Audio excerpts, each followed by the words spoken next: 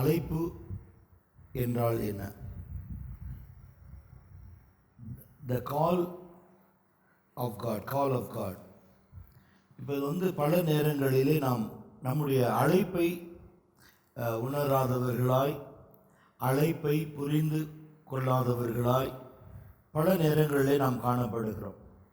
அப்போ இந்த அழைப்பு எப்படி இருக்கும்? யாரை அழைப்பார்? எப்படி அழைப்பார்? இது ரொம்ப முக்கியமான காரியம் ஆவிக்குரிய வாழ்க்கையில். இப்போது how different people were called.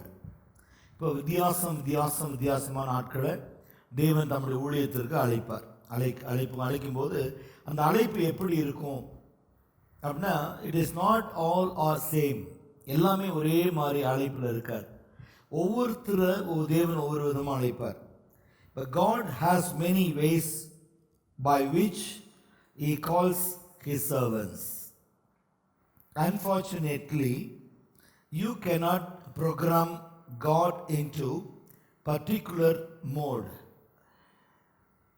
He simply does not fit into any of the pattern that we will like Him to fall into. இப்போ நம்ம நினைக்கிறது போல தேவன் நம்மை அழைக்க மாட்டார். நம்ம நினைக்கிறது போல மற்றவங்களை ஊழியத்திற்கு பிரித்து எடுக்க மாட்டார். இப்போ தேவனுடைய அழைப்பு என்பது மிக மிக முக்கியமானதாய், அவருடைய தீர்மானத்தின்படி, அவருடைய திட்டத்தின்படி, அவருடைய வழி நடத்துதலின்படி தான் அழைப்பு காணப்படும். ஆகினாலே இந்த அழைப்பு என்று சொல்கிற பொழுது God will not call, or God is not a computer who can be programmed to behave in same way every time. இப்போ ஒரு கம்ப்யூட்டரில் ஒரு காரியம் ப்ரோக்ராம் பண்ணியாச்சுன்னா எப்போ என்ட்ரி கொடுத்தாலும் அது பிரிண்ட் பண்ணிக்கலாம். அது we want to recollect, we can recollect it. இது கர்த்தருடைய அழைப்புங்கிறது ஒரு கம்ப்யூட்டரில் பண்ணுற ப்ரோக்ராம் இல்லை. ஒவ்வொருத்தரையும் தேவன் வித்தியாசமாய் தேவன் அழைக்கிறார். அதுக்கு எக்ஸாம்பிள் சொல்கிறேன் பாருங்க. Every time you press the control yes, the computer saves something. எஸ் பண்ணிட்டீங்கன்னா அந்த மேட்ரு ஃபுல்லாக சேவ் ஆயிரும். Every time if you press control C, the computer copies something. Every time you press control V, the computer pastes what has been copied. The computer never varies its response to the same command. That is a computer, but that is not God. உங்களுக்கு நம்ம இருக்கிற உலகம் ஒரு computer உலகம். ஆனால் தேவன் ஆதி தொடங்கி இந்த கம்ப்யூட்டர் உலகம் வருவதுக்கு முன்னாடியே தேவன் இருக்கிறார். ஆனால் don't ever you compare how the computers work, how God is work. You should know the difference between the both.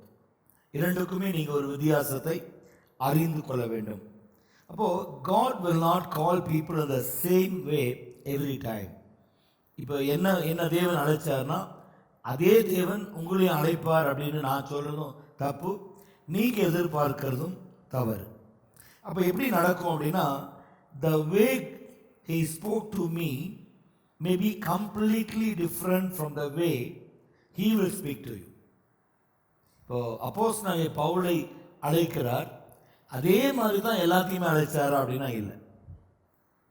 மோசே அழைக்கிற இடம் வேறு, அதே போல் யோசுவாவை அழைத்தது வேறு. ஒவ்வொருத்தரையும் தேவன் வித்தியாசமாய் அழைக்கிறார். அப்போது for instance, Paul urged Timothy to look for the people who have a desire to work for him. பால் தீமோத்தேயுக்கு சொல்றாரு, அவருடைய வேலைக்கு யார் தாகத்தோடு இருக்கிறார்களோ அப்படிப்பட்டவங்களை நீங்கள் என்கிட்ட கொண்டு வாங்க, தேடி பாருன்னு சொல்கிறார். அப்போது இந்த அழைப்பு என்பது பார்த்தீங்கன்னா நமக்கு ஒரு டிசையர் அல்லது கர்த்தருடைய ஊழியத்தை செய்ய வேண்டும் என்கிற ஒரு பெரிய பாரம் இருக்கிறவங்கள தான் பால் urged Timothy, okay, to look for people who have desire to work for him. அவருக்கு வேலை செய்ய ஒரு ஆட்கள் நமக்கு தேவைப்படுகிறது. அப்போது அடுத்த காரியம் சொல்கிறாரு, but in the life of Moses, we see how someone who did not have any desire for a divine appointment was called. To share with you several different methods by which God may call you to work for him. அப்போ நிறைய வழிகள் இருக்கு. அதை நான் உங்களுக்கு ஒன்றா சொல்லிக் கொடுக்குறேன், ஹெட்டிங்கோட சொல்லிக் கொடுக்குறேன், நீங்கள் அதை கவனமாக பார்க்கலாம். The divine call of Paul through quiet conviction. The divine call of Paul through quiet conviction. 1 Corinthians chapter 9 verses 16. 1 கொரிந்தியர் 9ஆம் அதிகாரம் 16ஆம் வசனம். 1 கொரிந்தியர் 9வது அதிகாரம் 16வது வசனம். சுவிசேஷத்தை நான் பிரசங்கித்து வந்தும் மேன்மை பாராட்ட எனக்கு இடமில்லை. அது என் மேல் விழுந்த கடமையாய் இருக்கிறது. சுவிசேஷத்தை நான் பிரசங்கியாதிருந்தால் எனக்கு ஐயோ. அப்போ for through I preach the gospel, I have nothing to glory of. The necessity is laid upon me. அது என் மேல் விழுந்த ஒரு கடமை. இப்போ நம்ம ஜெபிக்கிறோம், அது உங்க மேல விழுந்த கடமை. உபவாசிக்கிறோம், அது உங்கள் மேல் விழுந்த கடமை. வேதம் வாசிக்கிறோம், அது உங்கள் மேல் விழுந்த கடமை. பிரசங்கிக்கிறோம், அது உங்கள் மேல் விழுந்த கடமை. இதை ஒரு பெரிய அழைப்பை எடுத்துக்க முடியாது. இது உண்மையில விழுந்த கடமை, நீ செஞ்சுதான் ஆகணும். ஆனால் அழைப்பு என்று சொல்லுகிற வருகிற பொழுது அது எப்படி அழைக்கிறார் பாருங்க. There is nothing as important as personal conviction to serve the Lord. Many times have felt the dad is not following the Lord in the ministry.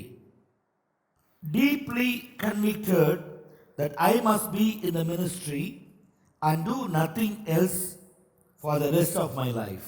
இப்போ நம்ம இந்த காலங்களிலே நாம் கர்த்தருக்கு ஊழியம் என்று நாம் செய்ய தவறுவோமானால் நம்ம திரும்ப வாழ்க்கையில் நம்ம ஆண்டவருக்காக என்ன செய்ய முடியும்? இப்போ பல நேரங்களில் ஒரு ஊழியத்தினுடைய அழைப்பை நாம் பார்க்கிற பொழுது, இப்போ என்னுடைய அழைப்பை நான் சொல்லும் பொழுது அதை வைத்து நீங்கள் ஜெபிக்க முடியாது. அது இன்னொரு ஊழியக்காரர் வராரு, அவருடைய சாட்சி வச்சு நீங்க ஜெபிக்க முடியாது. அதாவது அவருடைய நிலைமையை பார்த்து நீங்க ஜெபிக்க முடியாது, அவர்களுடைய மேன்மையை பார்த்து நீங்க ஜெபிக்க முடியாது.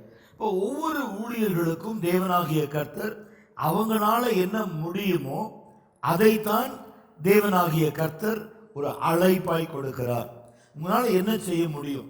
இப்போ பாருங்க, ஆபிரகாம் நம்ம வேதாகமத்தில் இருக்கார், அதே போல லோத் இருக்கார். லோத்தும் ஆபிரகாமும் ஒரே அழைப்பானா இல்லை. அதே போல மோசஸ், யோசுவா, காலேப். இப்போ மோசஸுடைய அழைப்பு வித்தியாசமா இருக்கு, யோசுவோடைய அழைப்பு வித்தியாசமா இருக்கு, காலேபுடைய அழைப்பு வித்தியாசமா இருக்கு. ஆனால் காலேப் ஜெபிப்பதற்காக தேவன் நியமிக்கிறார். யோசுவா மோசேக்கு பிறகு அந்த மொத்த ஜனங்களையும் பாலும் தேனும் ஓடுகிற ஒரு கானான் தேசத்துக்கு நடத்தி கொண்டு போவதற்கு ஏதுவாய் யோசுவா ஒரு பெரிய எதிர்பார்ப்போடும் ஒரு பெரிய அர்ப்பணிப்போடும் ஒரு நல்ல மன கண்களோடும் கீழ்ப்படுகிறவனாய் தன்னை பூரணமாய் ஒப்பு கொடுத்தபடினாலே தேவனாகிய கர்த்தர் மோசேக்கு பாராட்டின எல்லா தயவையும் குறைவில்லாமல் யோசுவாவுக்கு கொடுத்ததினாலே தேவனாகிய கர்த்தர் சொல்கிறார், நான் மோசேவோடு இருந்தது போல நான் உன்னோடு கூட இருப்பேன், பயப்படாதே, திடமனதாயிரு, நான் உனக்கு சொல்லவில்லையா, நான் மோசேவோடு இருந்தது போல உன்னோடு கூட இருப்பேன். அப்போ இந்த நம்பிக்கை கர்த்தர் ஏற்படுத்துகிற பொழுது எந்த விதமான ஒரு தடுமாற்றமோ ஒரு குழப்பமோ ஒரு சோர்வோ ஒரு நிலைப்பாடு மாறாதபடிக்கு யோசுவா ஓடுகிறான். அந்த ஜனங்களை கொண்டு போய் பாலும் தேனும் ஒழுகிற தேவனாகிய கர்த்தர் வாக்கு பண்ணின ஒரு தேசத்திற்குள் அந்த ஜனங்களை நடத்தி கொண்டு போகிறார் என்று சொன்னால், இது தேவனாகிய கர்த்தர் அவருக்கு கொடுத்த ஒரு உன்னதமான ஒரு பெரிய அழைப்பு. இதை நம்ம எப்போதுமே மறக்கக்கூடாது. அடுத்த காரியம் பாருங்க, விதவுட் சச் அ கன்விக்ஷன், ஒரு அறிக்கை செய்தல். இப்போ பாலுடைய வாழ்க்கையில் பார்த்தீங்கன்னா குவைட் கன்விக்ஷன் என்று பார்க்கிறோம். பாலுடைய ஒரு சிம்பிள் கன்விக்ஷன் இல்லையா? அவர் கேட்கிறார், முள்ளில் உதைப்பது கடினமோ? இப்போ நீர் யார்? நீ துன்பப்படுத்துகிற இயேசு நான் தான். அப்போ அடுத்த நிமிஷத்தில் பாலுடைய நிலைமை மாறுகிறது. அவன் ஒப்பு கொடுக்கிறான், அர்ப்பணிக்கிறான், கர்த்தர் அவனை அங்கீகரிக்கிறார். இது வந்து குவைட் கன்விக்ஷன். அது மட்டும் நீங்கள் கொஞ்சம் டீப்பாக உள்ளே போகணும். நீங்கள் அடுத்த ரெண்டாவது point, the divine call of Abraham through the word of the Lord. இப்போ பாலுக்கு எந்த அழைப்பு கிடைச்சிச்சு? த குவைட் கன்விக்ஷன் பார்க்குறோம். ரெண்டாவது பார்க்கும் பொழுது divine call of Abraham through the word of God. வார்த்தையினாலே ஆபிரகாமை தேவனாகிய கர்த்தர் இந்த கனமான ஊழியத்திற்கு அழைக்கிறார். இங்கே ஆதியாகமும் உங்கள் ரெஃபரன்ஸ்க்காக சொல்கிறேன், 12ஆம் அதிகாரம் 1 தொடங்கி 4 வரை நாம் பார்க்கலாம். எழுதி வச்சுக்கொள்ளுது. அப்போ now the Lord had said unto Abram, get thee out of their country and from their kindred and from their father's house unto a land that I will shew thee, and I will make of thee a great nation, and I will bless thee and make the name great. இப்போ இது வந்து ஆபிரகாமுடைய அழைப்பு. அப்போ ஆபிரகாமை தேவன் அழைத்ததற்கு ஒரு பெரிய கனமான ஒரு காரியம் அவனுடைய நாட்களில், ஆபிரகாம் நாட்களில் காணப்படுகிறது. அப்போது ஆபிரகாம் வந்து ஒரு விக்கிரக ஆராதனை செய்கிறதான ஒரு குடும்பமும் ஒரு விக்கிரகத்தையே உண்டு பண்ணுகிற ஒரு மனுஷனுமாய் இருக்கிற அந்த ஒரு குடும்பத்திலிருந்து ஆபிரகாமை கர்த்தர் பிரித்தெடுக்கிறார் இல்லையா? அப்போது தேராகு என்று சொல்கிற ஒரு மனுஷனுடைய கல்தேயர் பட்டணம் ஆகிய ஊர் என்கிற ஒரு சிறிய இடத்திலிருந்து இவர் அழைக்கப்படுறார். அழைக்கப்படும் பொழுது ஆபிரகாமுடைய மனநிலை எப்படி இருந்துச்சுன்னா, அவங்க அப்பா விக்கிரகங்களை செய்து வைக்கிற பொழுது அந்த விக்கிரகங்கள் எதுவுமே பேசாது, பார்க்காது, கேட்காது, எந்த ஒரு கிரியும் நடப்பிக்க முடியாது. அவர் செய்து வைக்கிறபடியே தான் அது இருக்கும். இப்போ ஆபிரகாமுக்கு கூட ஒரு கேள்வி, என் தகப்பனாருக்கு இதனால் ஒரு சம்பாத்தியம் உண்டாகிறது, ஆனால் இதை கொண்டு போய் வணங்குகிற ஜனங்கள் இதை எப்படி வணங்குவார்கள்? இது பேச முடியாதே, பார்க்க முடியாதே, கேட்க முடியாதே, நடக்க முடியாது என்று சொல்கிற பொழுது அது வந்து தேராகுக்கு ஒரு வருமானமாக இருந்ததே அல்லாமல் வாங்கி செல்லுகிறவர்களுக்கு வணங்குகிற பொருளாக இல்லை. அது யார் கண்டுபிடிச்சானா? ஆபிரகாம் கண்டுபிடிக்கிறார். வாங்கி சென்றார்கள். இதை வணங்க முடியுமா அப்படின்னா, செய்கிற அந்த தொழிலை செய்கிற அந்த குடும்பத்தை சேர்ந்த ஆபிரகாம் இருதயத்தில் இதை வாங்கி செல்லலாம், ஒரு இடத்துல வைக்கலாம், வணங்கலாம், ஆனால் பிரயோஜனம் இல்லை. அப்படிங்கிறனால அவர் கேட்குறாரு, அப்போ அந்த கிரியேட்டர் யாரு, அந்த சிருஷ்டிகர் யாரு அப்படின்னு தேடும் பொழுதுதான் அவன் தேடுகிறான். இருதயத்தில் ஆழத்தில் தேடுகிறான். நான் எப்படியாவது அந்த தேவனை கண்டுபிடிக்கணும், அந்த கடவுளை நான் பார்க்கணும், அந்த கடவுளோடு நான் பேசணும். ஏன்னா அந்த கடவுளுக்கு என்னை நான் பார்த்துட்டு அவர் என்னோட இடைப்பட்டுட்டார்னா நான் முழுசாக அப்படியே நான் ஒப்பு கொடுத்துறேன், அதுக்கு பிறகு வாழ்க்கையில் எதுவுமே இல்லைன்னு சொல்லி அவன் இருதயத்திலே விசுவாசித்தவனாய் அந்த ஜீவன் உள்ள தேவனை தேட தன் இருதயத்தை ஒருமுகப்படுத்துகிறான். அவருக்கு ஊழியர் செய்யணுங்கிற ஒரு எண்ணம் இல்லை, ஒரு அவனுக்கு வந்து ரோல் மாடல் அந்த நாட்களில் வேறு யாருமே இல்லை, அவங்க அப்பாவை தவிர வேறு யாருமே இருக்கல. அப்படிப்பட்ட ஒரு அழைப்பிலிருந்து வந்த ஆபிரகாம் தேவனை தேடுகிறான். கர்த்தர் அவனை அழைக்கிறார். ஆபிராமே என்று அழைக்கிறார். ஆபிரகாம் என்று அழைக்கல, ஆபிராமே என்று அழைக்கிறார். அதற்கு இவன் செவி கொடுக்கிறான். பிறகு இவன் he called as a father of faith, விசுவாசத்துக்கெல்லாம் தகப்பன் என்று சொல்லப்படும்படியாக கர்த்தர் அவனை உயர்த்துகிறார். இது ஒரு வழிபாடு. இது ரெஃபரன்ஸ் எங்கே இருக்குன்னு பார்த்தீங்கன்னா ஆதியாகமம் 12:1-4. இப்போ இது வந்து so Abram depart as the Lord had spoken unto him, and Lot went with him, and Abram was 75 years old when he departed out of Haran. இது நீங்கள் வந்து 75 வயது. அப்போது நீங்கள் கேட்கலாம், ஒரு அழைப்பிற்கு வயசு இருக்கா பிரதர், படிப்பு இருக்கா, இல்லை வேறு ஏதாவது இருக்கான்னு நீங்கள் கேட்டிங்கன்னா அது வந்து நீங்கள் யோசித்து கூட பார்க்க முடியாத ஒரு நிலை கர்த்தர் உண்டு பண்ணுகிறார். சரிங்களா? மூணாவது காரியம் சொல்கிறேன். A divine call of Jacob through a dream. Divine call of Jacob through a dream. Okay? இதுக்கு நான் உங்களுக்கு ரெஃபரன்ஸ் கொடுக்கிறேன். ஆதியாகமம் 28ஆம் அதிகாரம் வசனம் 12 தொடங்கி 16 வரைக்கும் நம்ம பார்க்கலாம். ஓகே?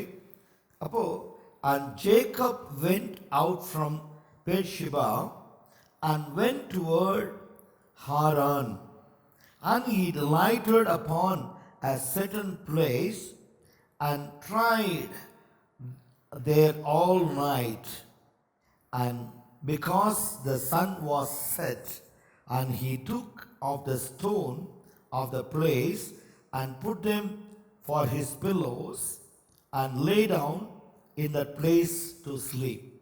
அப்போ அவர் அங்கே நித்திரை செய்யும்படியாய் ஒரு கல்லை எடுத்து வைத்து அங்கே நித்திரை செய்கிறார். அப்போ and he dreamed, and behold, a ladder set upon the earth, and the top of it reached to heaven, and behold, the angels of God ascending and descending on it. தேவ தூதர்கள் ஏறுவதையும் இறங்குவதையும் அவர் அந்த இடத்துல பார்க்கிறார். இப்போ இது வந்து யாக்கோபுடைய வாழ்க்கையில அவன் பார்க்கிறதான ஒரு தரிசனம்.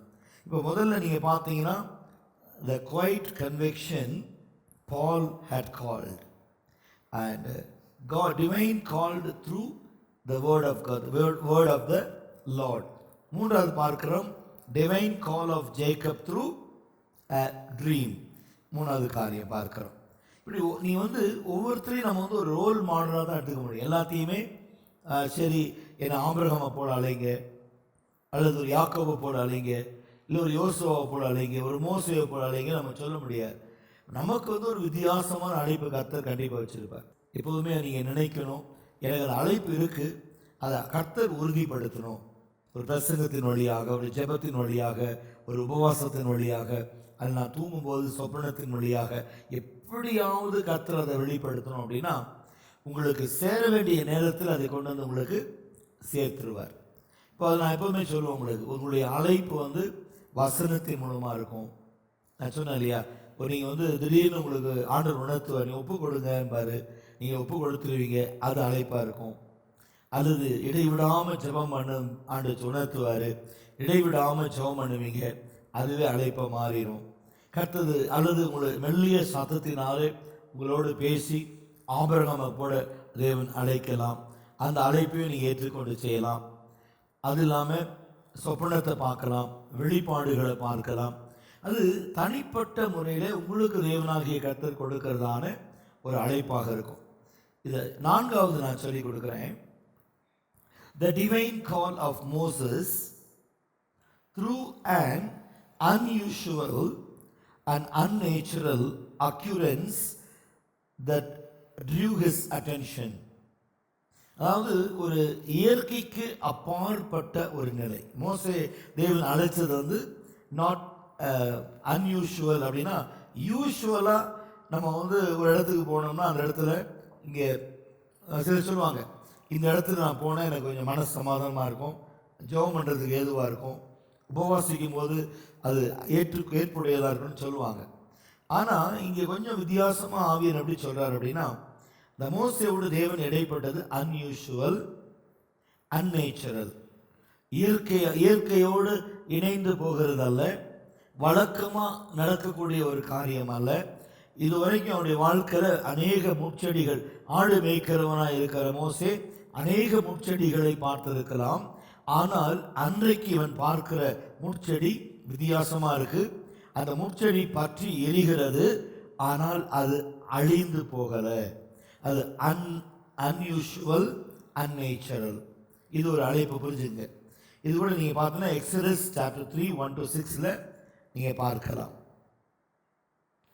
அதாவது எந்த ஒரு வசனத்தை நாம் விதைத்தாலும் அதுக்கு வசனங்கள் அடிப்படையாக இருக்கணும், பேஸாக இருக்கணும். அதுதான் ஏற்புடையதாக இருக்கும். இப்போ பைபிள் இருக்கிறதே வந்து கொஞ்சம் மாற்றி சொல்லலாம். ஆனால் நீங்கள் படிச்சீங்கன்னா நான் சொல்லி கொடுக்குற அந்த ரகசியத்துக்கும் அதுவும் கரெக்டாக இருக்கும் பாருங்கள். அப்போ இது வந்து 4வது அழைப்பை நம்ம பார்க்குறோம். மோசையுடைய அழைப்புங்கிறது 4வது இல்லையா? பாலை பார்த்தோம், ஆபிரகாமை பார்த்தோம், யாக்கோபை பார்த்தோம், இப்போ மோசையை பார்த்தோம்.